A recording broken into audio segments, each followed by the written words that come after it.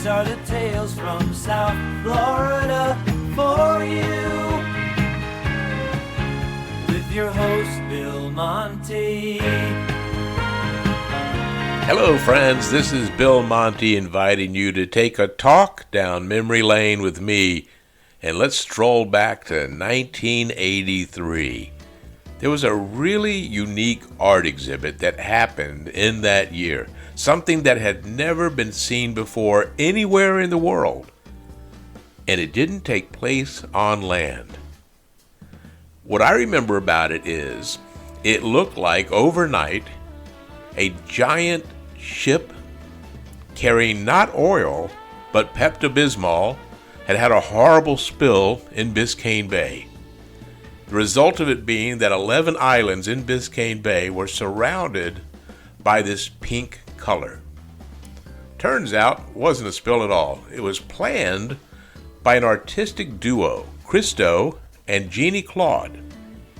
These two folks had been invited to take part in an art contest in Miami. This was back around 1979 or 1980. They declined to participate due to the oppressive heat in Miami at the time and not being able to come up with something that worked for them in the city itself. However, Christo did become fascinated with the relationship between Floridians and the waters of Biscayne Bay, and he started coming up with an idea. What if we were to unite what happens on the land with what happens on the water?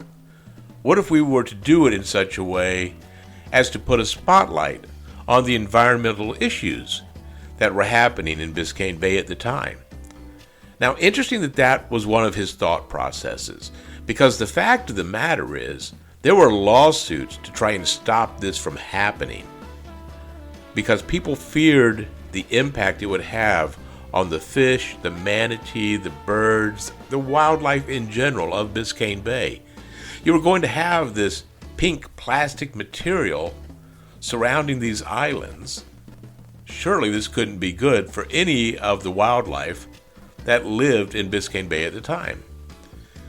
Several lawsuits happened, causing Christo to actually kind of joke about it, saying that he really couldn't believe that a federal judge was having to take time out of the grimmer matters that go on in Miami to weigh the virtues of birds and flowers and an art exhibit.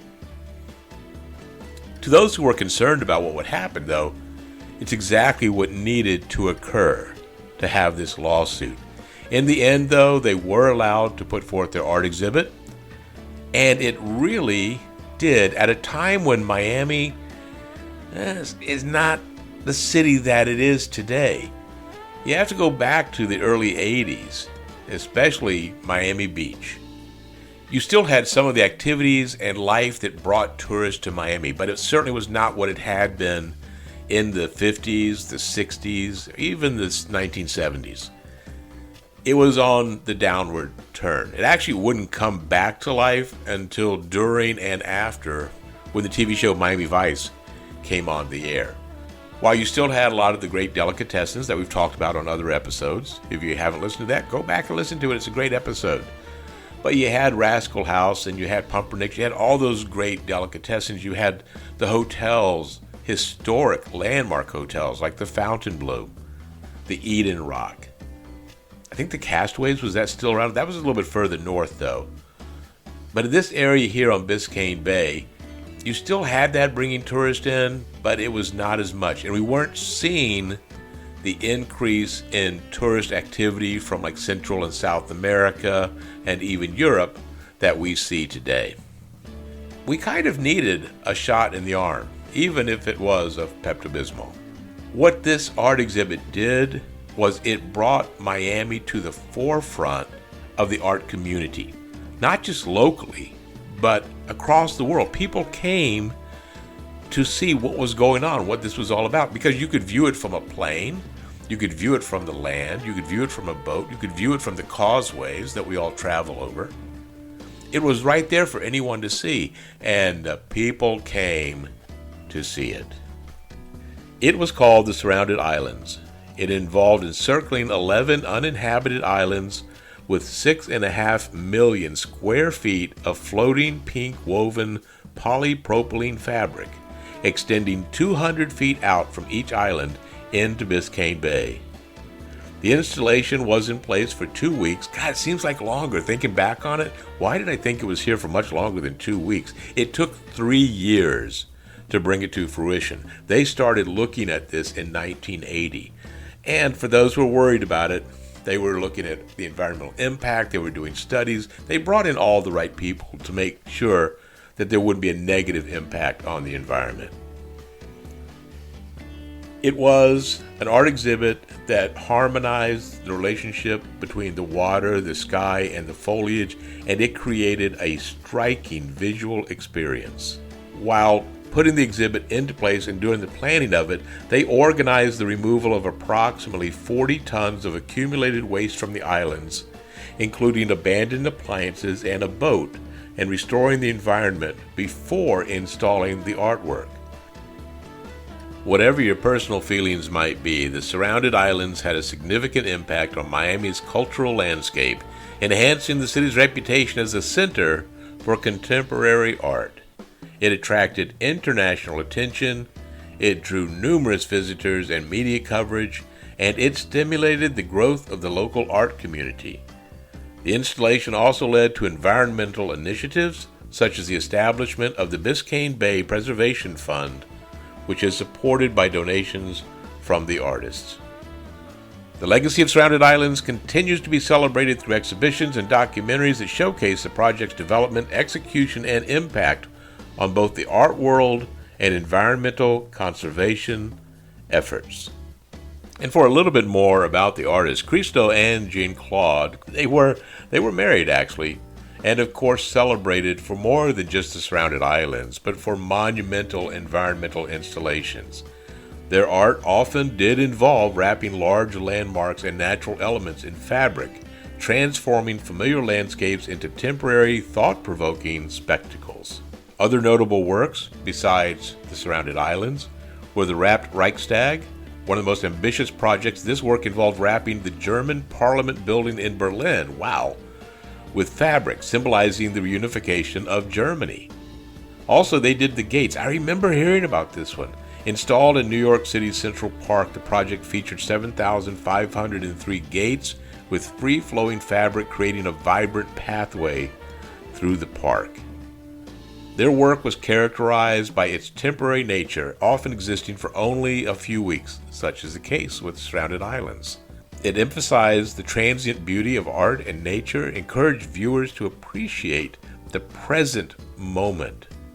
They financed all of their projects independently through the sale of drawings and models, maintained their artistic freedom without relying on public funding.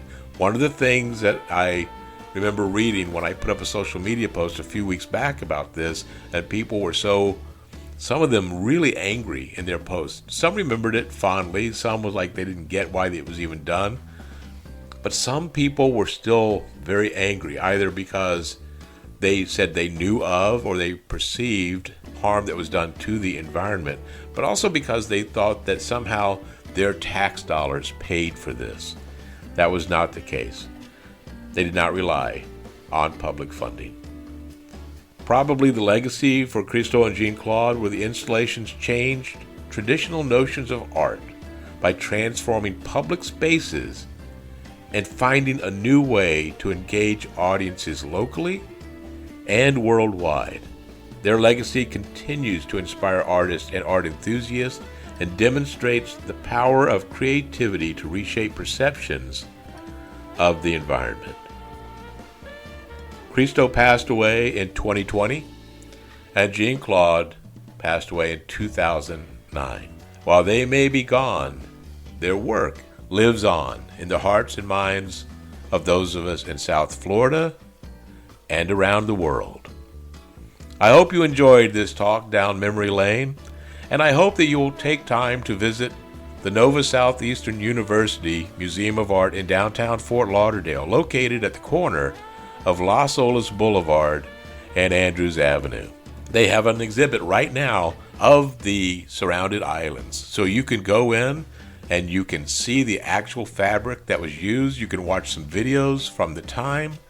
You can see the photos, the drawings that were used to come up with the idea. It's really a fantastic, fantastic exhibit. I went just a couple of weeks ago, and you can spend a lot of time there at the museum.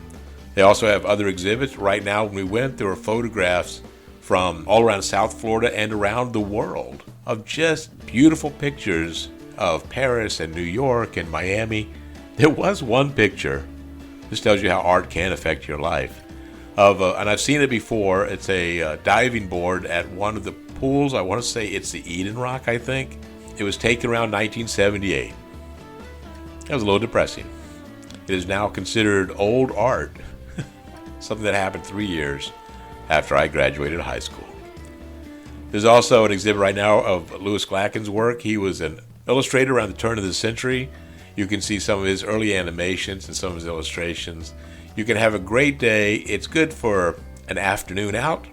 It's good for a family outing. There's lots to do in downtown Fort Lauderdale. For more information about the exhibit, to purchase tickets, or to see their hours, visit nsuartmuseum.org and tell them Bill Monty sent you. If you would like to see pictures and videos of my visit at the Surrounded Islands exhibit at the Museum of Art in Fort Lauderdale, just hop on over to our Facebook group, I Grew Up in South Florida, or the Tales from South Florida group. I'll be posting the pictures and videos there, and also on our website, Talesfromsouthflorida.com.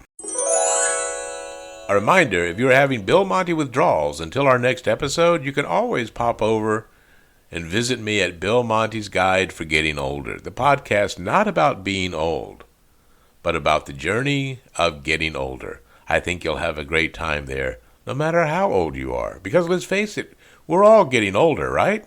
And if you're not, something's gone horribly wrong. Until next time, my friends, please remember to hit that like, subscribe, or follow button. If you want to leave a rating too, I'd really appreciate it. All of this doesn't cost you a thing, and it helps us to grow the show. I do so appreciate all of your support. So until the next time, please remember, be safe and be kind. Now, where's that theme music? Let's take a talk down memory lane, 'cause the stories around here are just insane. Pirates World, the Sporto and Wolfies do, Palm Beach to Key West, that's where we grew. These are the tales from South Florida for you, with your host Bill Monty.